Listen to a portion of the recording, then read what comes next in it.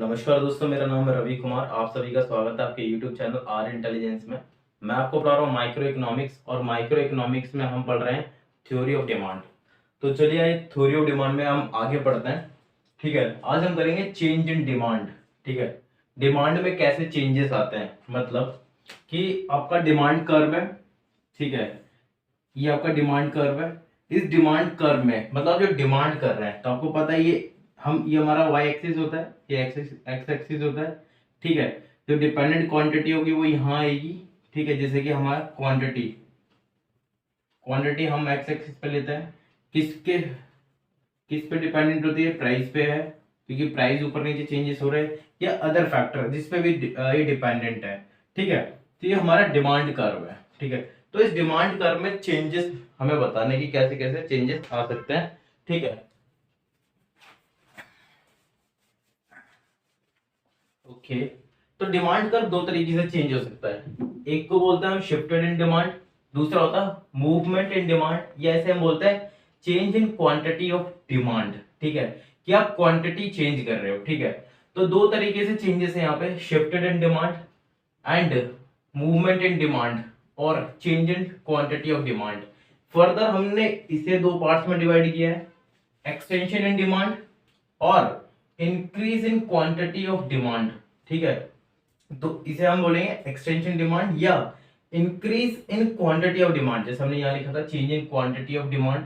ठीक है, change in quantity of demand हमने लिखा था यहाँ पर, तो उसी तरीके से increase in quantity of demand और एक्सटेंशन इन डिमांड। ठीक है, उसी तरीके से हम देखते हैं यहाँ पर हमारे पास कॉन्ट्रैक्शन इन डिमांड, जिस इसका मतलब या ऐसा हम बोल सकते हैं decrease in quantity of demand.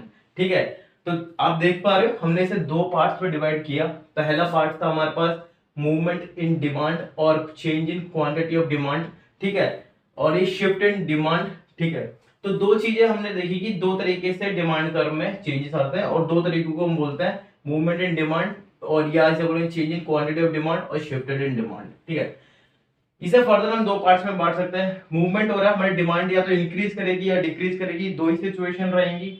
तो अगर इंक्रीज करती है तो उसे बोल, अगर डिमांड इंक्रीज करती है, अगर आप किसी चीज की क्वांटिटी बढ़ा रहे हो, परचेजिंग बढ़ा रहे हो, ठीक है, किसी चीज को ज्यादा खरीद रहे हो, तो उस पर्टिकुलर चीज की डिमांड ज्यादा बढ़ रही है, तो ऐसे में हम क्या हो रहा है, डिमांड इंक्रीज कर रही है उस चीज की। तो इसे बोलते हैं हम एक्सटेंशन इन डिमांड, या इसे बोल सकते हैं हम increase in quantity of demand.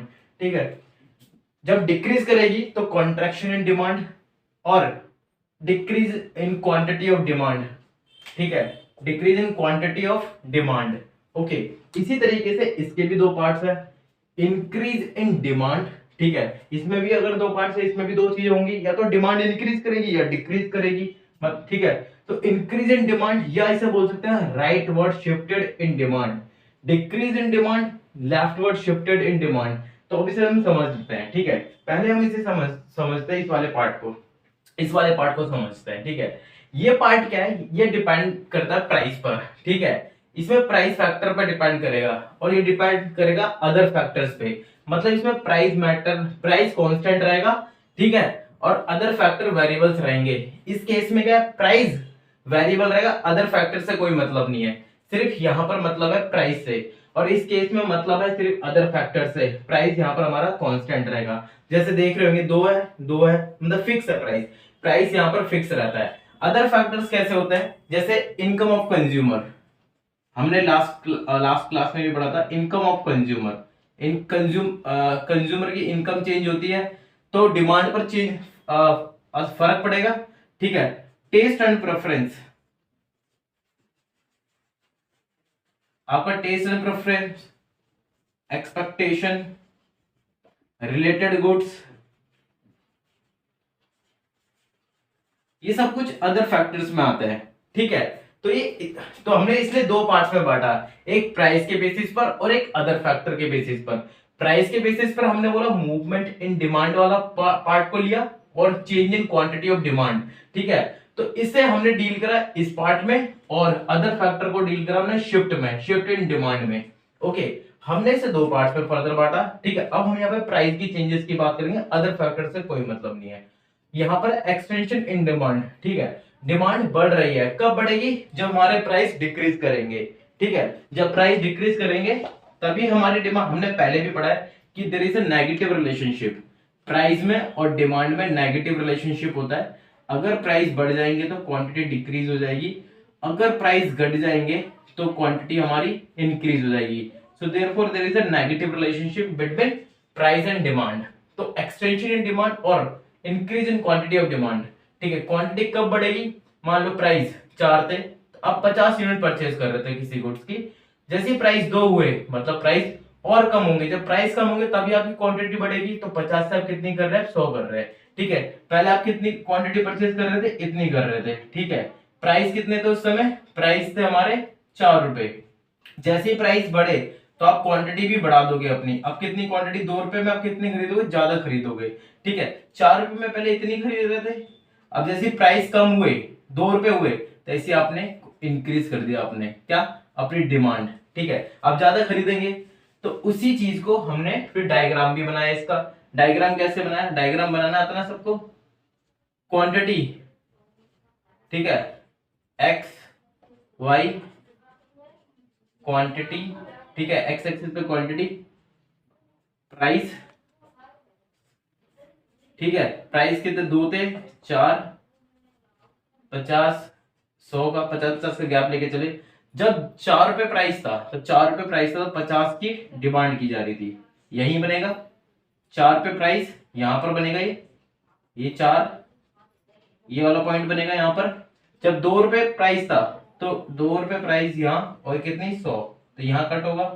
तो हमने देखा इस तरीके से, तो पहले जब 4 रुपए प्राइस था, पहले यहां था ए पॉइंट पर, और जैसे ही प्राइस घटा तो उसने अपनी क्वांटिटी इंक्रीज कर दी। तो हमने देखा कि ये हमारा मूवमेंट, ठीक है। हम इसे मूवमेंट क्यों बोल रहे हैं, मूवमेंट क्या चीज होती है, जो ऊपर या नीचे की तरफ जाए।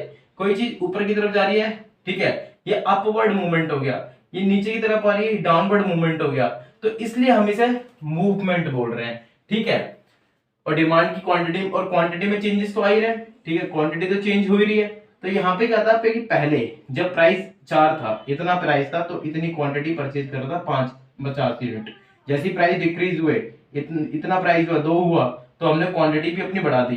तो हमने ये देखा कि जब प्राइस डिक्रीज करते हैं तो ये मूवमेंट में एक्सटेंशन के टाइम पर जो डिमांड कर्व होता है वो मूव करता है किसकी तरफ, लेफ्ट से राइटवर्ड करता है, वो भी डाउनवर्ड, ठीक है। लेफ्ट से राइट करता है, वो भी डाउनवर्ड, ठीक है। तो ये यहां से लेफ्ट से राइट की तरफ जा रहा है, वो भी डाउनवर्ड। तो हमने इसी चीज को यहाँ पर डायग्राम में भी शो करा, ठीक है। ये अगर ये आपको समझ में आया तो बाकी आपको अच्छे से समझ में आ जाएंगे। अब हम देखते हैं कॉन्ट्रैक्शन इन डिमांड, या जिसे हम बोल सकते हैं decrease in quantity of demand.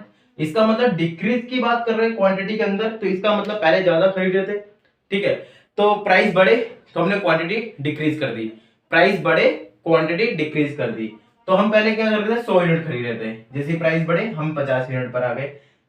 हमने वही डायग्राम बनाया सेम, 2 रुपए 4 रुपए हमने प्राइस लगा यहाँ पर, क्वांटिटी यहाँ ली एक्स एक्सिस पर 50 और 100 यूनिट्स की, ठीक है। हम जब 2 रुपए में 100 यूनिट परचेज कर रहे थे, जैसी प्राइस बढ़े तैसी हमने अपनी क्वांटिटी डिक्रीज कर दी, क्वांटिटी डिक्रीज कर दी, 100 से सीधा 50 पर आ गए, ठीक है। डिक्रीज हुई ना क्वांटिटी, यहाँ पर हमें पता है नेगेटिव रिलेशन रहता है, तो हमारी क्वांटिटी डिक्रीज हो गई, ठीक है। कितने में, 4 रुपए में हम खरीद लगे। तो यहाँ पर राइट से लेफ्ट की वर्ड मूवमेंट हुआ, तो यहाँ पे मूवमेंट कैसा है, राइट से लेफ्ट अपवर्ड की तरफ, ऊपर की तरफ मूवमेंट हुआ, ठीक है। ये चीज समझ में आ गई, इतना पोर्शन समझ में आया। अब बात करते हैं इस पोर्शन की। इसका मतलब क्या है, इस पोर्शन में प्राइस हमारे कांस्टेंट रहेंगे, अदर फैक्टर्स में चेंजेस आएंगे, ठीक है। अदर फैक्टर्स में चेंजेस आ रहे हैं तो दो ही चेंजेस होंगे, इंक्रीज करेगी डिमांड या डिक्रीज करेगी। तो इंक्रीज इन डिमांड और डिक्रीज इन डिमांड, ठीक है। तो हमने देखा कि प्राइस तो हमारे कांस्टेंट रहेंगे, अगर 2 का प्राइस है तो 2 का ही प्राइस रहेगा। और उस एक समय हम इतनी क्वांटिटी किसी चीज की परचेज कर रहे थे, ठीक है, एक समय हम परचेज कर रहे थे इतनी क्वांटिटी, ये हमारा कांस्टेंट था, ठीक है। और हमारी डिमांड बढ़ गई, शिफ्ट, तो ये क्या हुआ, लेफ्ट से राइट वर्ड शिफ्टेड हुआ, इंक्रीज इन डिमांड हुआ, ठीक है, ये इंक्रीज इन डिमांड हुआ। तो अगर यही मुझे डिक्रीज इन डिमांड करा, प्राइस तो कांस्टेंट रहेंगे, दो को, क्योंकि हर लेवल पे प्राइस क्या रहेगा, इसके हर क्वांटिटी के लेवल पर प्राइस मेरा कैसा रहेगा, कांस्टेंट रहेगा, ठीक है। ये मेरा डिमांड कर्व, ठीक है। पहले मैं इतनी परचेज कर रहा था, अब जैसे ही कुछ चेंजेस हुए, डिक्रीज हो गई मेरी क्वांटिटी, ठीक है, डिमांड में डिक्रीज इन डिमांड हो गया, ठीक है, डिक्रीज इन डिमांड तो 50 यूनिट पर आ गया, ठीक है, डिक्रीज हो गई, या इंक्रीज हुई थी, या डिक्रीज हो गई। उसी तरीके से इसलिए हम इसे शिफ्ट बोल रहे हैं। शिफ्ट क्या है?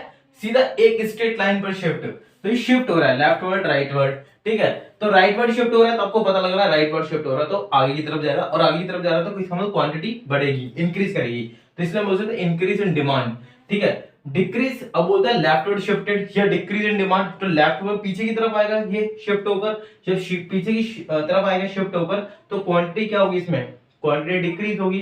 तो ये आपको समझ में आया, तो एक बार देख लेते हैं, ठीक है।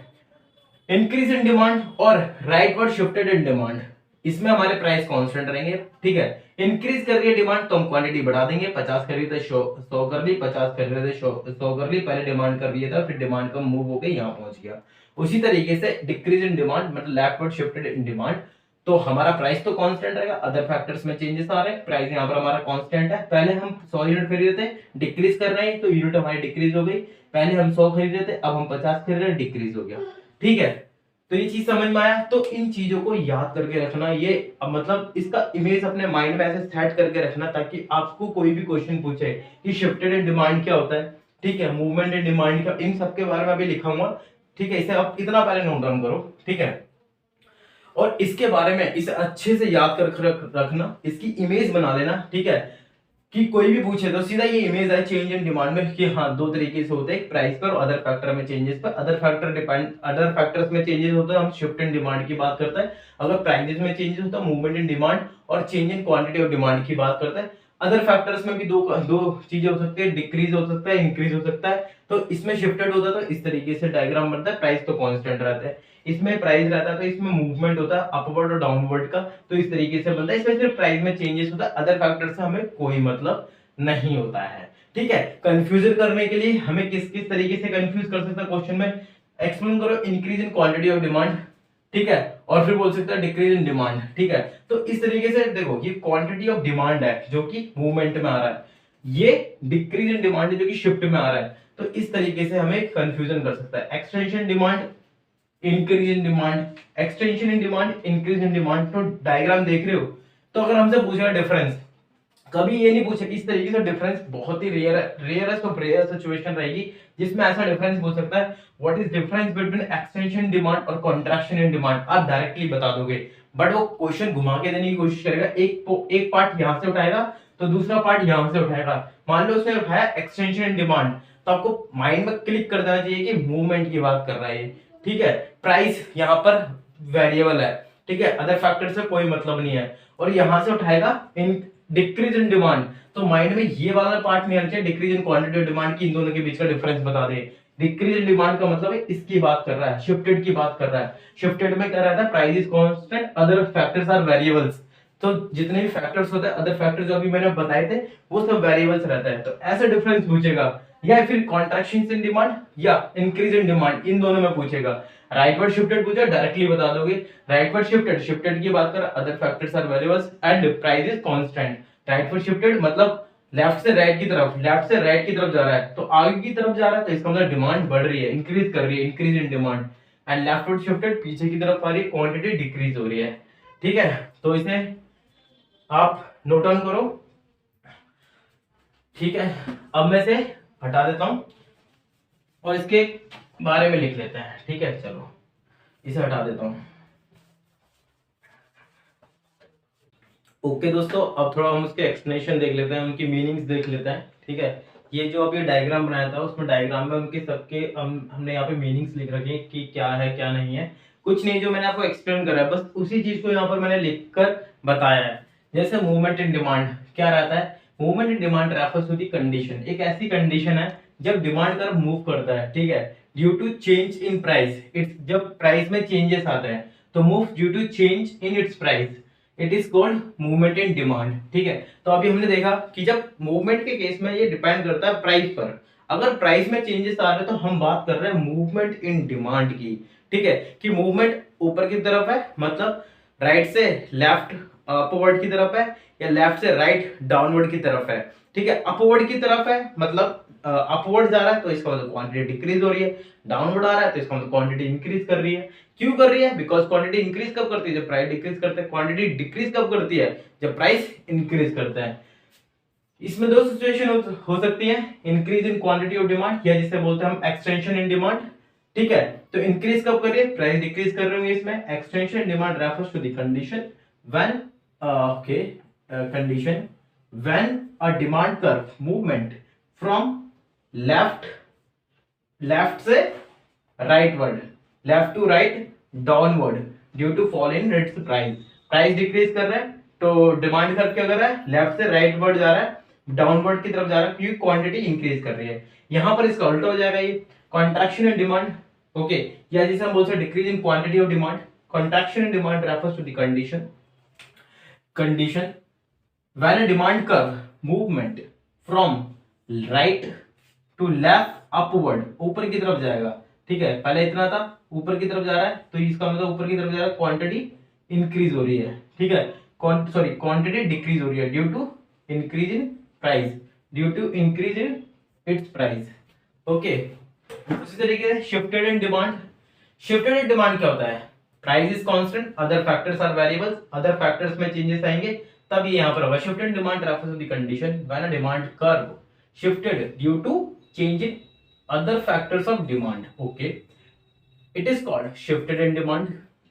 इसमें दो कंडीशन थी, इंक्रीज इन डिमांड या राइटवर्ड शिफ्टेड इन डिमांड, ठीक है। Increase in demand refers to the condition, देखो डेफिनेशन भी ऑलमोस्ट सेम है, लैंग्वेज भी सेम है, बस आपको कंसेप्ट समझ में आना चाहिए। अगर आपको कंसेप्ट समझ में आए तो एक बार में ये आप याद कर सकते हैं, ठीक है। So increase in demand refers to the condition when a demand curve shifted from left to right due to change in other factors of demand, other factors में चेंजेस आएंगे। सेम डिक्रीज इन डिमांड मतलब left to decrease, leftward मतलब leftward shifted होगा इसके अंदर, ठीक है, right से लेफ्टवर्ड आएगा। In demand decrease in demand refers to the condition when a demand curve shifted from right to left due to change in other factors of demand. Other factors में changes कैसे? जैसे कि मान लो आप T consume कर रहे हो, ठीक है, ये आपका डायग्राम है। मान लो प्राइस तो फिक्स है, प्राइस इज कांस्टेंट, ठीक है, तो आप क्या कर रहे हो कि ये आपका ये आपका डिमांड कर्व है, ठीक है, ये आपका टी का डिमांड कर्व है, ठीक है, टी का डिमांड कर्व है। अब मान लो कॉफी के प्राइस बढ़ जाएंगे, कॉफी के प्राइस बढ़ जाएंगे तो लोग कॉफी छोड़कर यहां आ जाएंगे, ठीक है। जब यहां आ जाएंगे तो सॉरी, जब प्राइस उसके इंक्रीज हो जाएंगे, जब उसके प्राइस क्या कहता है सॉरी इंक्रीज हो जाएंगे, मतलब उसके प्राइस डिक्रीज हो जाएंगे, तो उस समय क्या रहेगा, जब प्राइस उसके डिक्रीज हो जाएंगे तो जो यहाँ के जो लोग होंगे, यहाँ के जो लोग होंगे जो अभी तक यहाँ पे हम क्वांटिटी कर रहे हैं, प्राइस किसके? कॉफी के, आप क्या कर रहे हो? कंज्यूम टी कर रहे हो, प्राइस किसके गिरे? कॉफी के, कॉफी क्या है? Other factor. तो जो लोग होंगे यहाँ पे जो कंज्यूम कर रहे होंगे टी को, तो वो यहाँ जाएंगे, इसे कंज्यूम करना शुरू कर देंगे, तो यहाँ से क्वांटिटी क्या होगी? कम हो जाएगी, ठीक है। तो देखा अदर फैक्टर्स में चेंजेस हुए तो डिमांड कर्व हमारा यहाँ पहुंच गया। उसी तरीके से अगर ये डिमांड कर्व में ले लूं इस तरीके से, मान लो आपकी इनकम बढ़ जाए, अगर आपकी इनकम बढ़ जाए तो आप जितनी क्वांटिटी आज यहाँ पर कंज्यूम कर रहे थे, अब आप क्या करोगे? क्वांटिटी ज्यादा लेना परचेज करना शुरू कर दोगे, तो आपका डिमांड कर्व बढ़ जाएगा। अगर सैलरी आपकी मतलब इनकम कम हो जाए तो डिमांड कर्व भी कम हो जाएगा, शिफ्ट हो जाएगा फ्रॉम राइट टू लेफ्टवर्ड। तो अदर फैक्टर्स में जैसे जैसे चेंजेस आ रहे हैं उसी तरीके से डिमांड कर्व में भी चेंजेस आ रहे हैं, ठीक है। ओके, एक एग्जांपल और लेते हैं। मान लो कि आपको लगता है ये प्राइस है कांस्टेंट रहेगा, आपको लगता है फ्यूचर में प्याज के रेट बढ़ जाएंगे, इस वक्त आप इतनी क्वांटिटी कर रहे हैं, प्राइस प्याज के रेट बढ़ जाएंगे तो आप क्या करेंगे? आप ज्यादा परचेज नहीं करेंगे, ठीक है, बढ़ेंगे फ्यूचर में, तो इस वक्त करंट में क्या करेंगे? आप ज्यादा परचेज करेंगे, ठीक है, तो आपकी क्वांटिटी बढ़ जाएगी। हमें पता है कि फ्यूचर के प्राइस में और करंट डिमांड में पॉजिटिव रिलेशन होता है। अगर प्राइस लगता है कि बढ़ जाएंगे तो आज हम क्वांटिटी अपनी बढ़ा देंगे, क्योंकि महंगे रेट में थोड़ी ना खरीदेंगे, सस्ते रेट में आज ही खरीद के चीजों को रख लेंगे। लेकिन अगर लगता है कि नहीं प्राइस आने वाले समय में हम कहते कम हो जाएंगे, तो आज की रेट में हम इतने महंगे रेट में क्यों खरीदे, आने वाले समय में खरीदेंगे ना, तो क्वांटिटी क्या हो जाएगी? इस वक्त डिक्रीज हो जाएगी। जो अभी खरीदे थे वो डिक्रीज हो जाएगी। तो ये अदर फैक्टर्स थे। ओके दोस्तों, तो इतना ही था इस लेक्चर के अंदर। बाकी जो बचा कुछ है वो हम नेक्स्ट वीडियोस में कवर करेंगे। अगर आपको वीडियो अच्छी लगी तो प्लीज इस चैनल को सब्सक्राइब करें, अपने दोस्तों के साथ शेयर करें, और मेरे लिए कोई भी सजेशन है प्लीज कमेंट करें। अच्छे से पढ़ाई करें, चीजों को अच्छे से रिवाइज करें, और जितनी आप प्रैक्टिस करेंगे उतनी चीजें आपको याद रहेंगी। जितना आप चीजों को मेमोराइज करेंगे, प्रैक्टिस करेंगे, उतना ही अच्छा आपका ग्रिप बन पाएगा। कितनी बार चीजों को याद करने हैं, जब तक आप फाइनल एग्जाम नहीं देते तब तक जितनी बार कर सकते हो उतनी बार करें, और अपने दोस्तों के साथ इन वीडियोस को शेयर करें और अपना ध्यान रखें, एंड इसी तरह से वीडियोस को देखते रहें। एंड धन्यवाद।